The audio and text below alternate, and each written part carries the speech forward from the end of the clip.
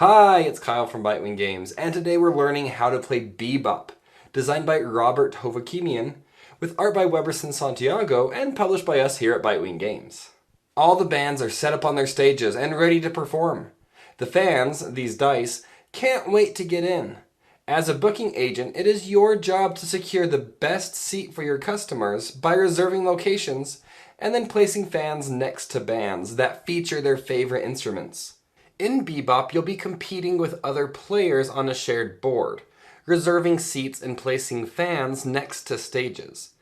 You'll earn points as you place dice in large groups or families. You'll also earn points as you compete for majorities around these stages. The player with the most of a matching instrument surrounding a stage will score points. You also want to make sure you control majorities and different instrument types in each of these families, because these largest families will score you points if you've planned ahead and you've placed your fans in the right locations. Let's take a look at the setup. These are star feature tokens, which aren't used in the basic game, so leave these in the box for your first play. Place the double-sided board in the center of the table. For your first game, I recommend the green side of the board. With fewer players, you'll use less of the board and fewer dice and fewer tokens. The board indicates the regions you will use for each player count. This is the region you'll use for a 2-player game, a 3-player game, and a 4-player game. In a 2-player game, remove 6 dice of each color and 5 of each feature token. In a 3-player game, remove 3 dice of each color and 2 of each feature token. In a 4-player game, you'll use all the dice and all the feature tokens. Place the dice in the dice bag, give it a little shaky shake, and place dice onto the queue on the board, rolling each dice as you drop from the bag. The board indicates how many dice to use for your player count. So in our 3-player game, I'll use 5 dice. Place the family banners next to the board. Place the black discs on the feature rating track based on the number of players. So in our 3-player game, I'll place the discs here. On the board, find any triple stages and place 1 feature token of each type onto the stage. Remember, this is a 3-player game, so we will completely ignore this section of the board. Place the remaining feature tokens in the feature token bag and randomly draw 1 feature for each stage, making sure double stages don't have any duplicates. Each player will select a color and take a player aid, take the matching seats and score markers. Each player draws 3 dice from the bag, rolls them, and keeps these dice in front of them. Place a score marker on the 0 space of the board. You can use your second marker to track your score after passing 50 and 100 points. You can use the player aid as a player screen, which is helpful in a 2-player game or if you've played the game a lot, but for your first few games, you can just leave it down as a player aid of sorts. The player who most recently went to a concert begins the first player, and players will take turns in clockwise order. On your turn, you will either claim a seat or book a seat. To claim a seat, place a seat tile onto an open hex on the board. The board is filled with stages surrounded by open hexes. A handful of hexes show stars. These are VIP hexes, which we'll discuss in a bit. So, to claim a seat, take one of your seats and place it on the board. This is now a reserved, open seat. After reserving a seat, you may optionally re-roll one of your dice. You can only have 3 open seats on the board at a time.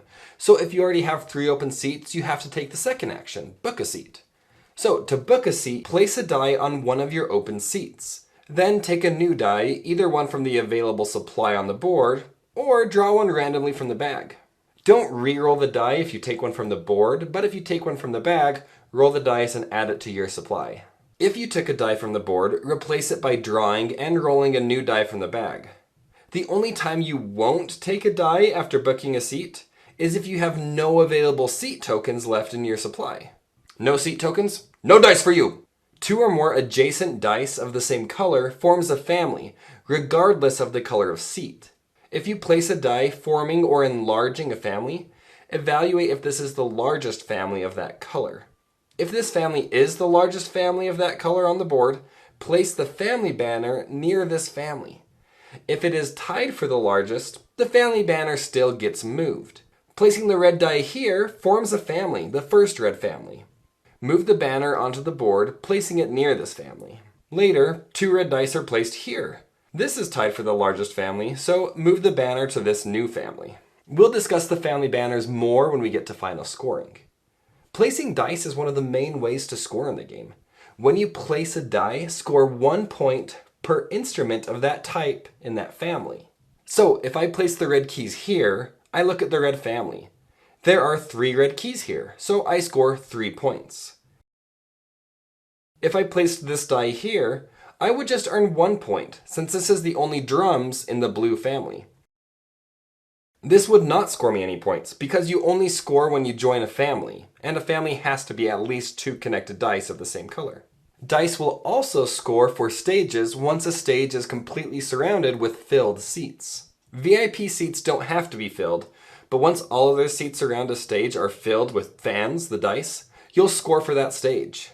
In a 2-player game, you, the blue player, place a die here, which leaves this stage completely surrounded. The region here is for a 3-player game, so we can ignore that section. After scoring 1 point for the red brass being the only brass in this red family, you'll score the stage. Stage scoring can seem a little bit tricky, but it's actually pretty straightforward. Let's explain through example. Dice are listening to a band if they are directly around the stage, or if they are part of a family around that stage. In this example, the purple family is touching the stage. So thematically, this purple brass can move to listen at this stage. As long as they are part of a connected family, they are listening to that band. So in our example, white has 1 connected brass listening, and blue has 2 connected brass. The player with more of that instrument type scores. The scoring marker is currently at 6, so blue scores 6 points, and the scoring marker for brass moves down 1 value. Blue also takes the brass token since they have the most brass, which can earn them points in endgame scoring. Both white and blue have 2 connected keys listening. Remember, as long as the family is touching, all connected keys are counted. Since white and blue are tied, they will share the points. The scoring marker is at 7 for keys, so they split the points in half rounded down, so they each score 3 points. And then you'll move the marker down a space. In the case of a tie, the active player takes the token. So, since blue closed the stage, they earn the keys. And if 2 players are tied, but the active player, blue in this case, isn't the tied player, they simply discard the token instead of awarding it to another player. So to recap, when a stage is closed off, look at the symbols of dice around the stage and connected through families. The player with majority earns the indicated points, and then you'll move the marker down a space. So the earlier you score, the more points you'll earn. And the player with the majority takes the token from the stage. The game will continue in clockwise order, with players either claiming a seat or booking the seat by placing a dice there. Players have 11 regular seats and also 5 unique seats. The VIP seat has a star. This allows you to reserve a VIP hex on the board. The backstage pass can be placed on a stage after a band has performed, meaning the stage no longer has feature tokens on it. The boot allows you to replace another player's reserved seat. Remove their seat and place your boot tile there, returning the tile back to the owner.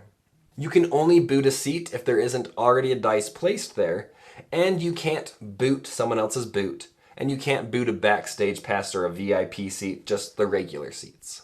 The double claim lets a player claim a second normal seat, placing 2 seats this turn. You're still limited to a maximum of 3 open seats on the board. The Instabook seat allows you to instantly place a die into the seat, and you don't have to use the unique powers of any of these seats. Rather, you can flip a unique tile over and treat it as a regular tile.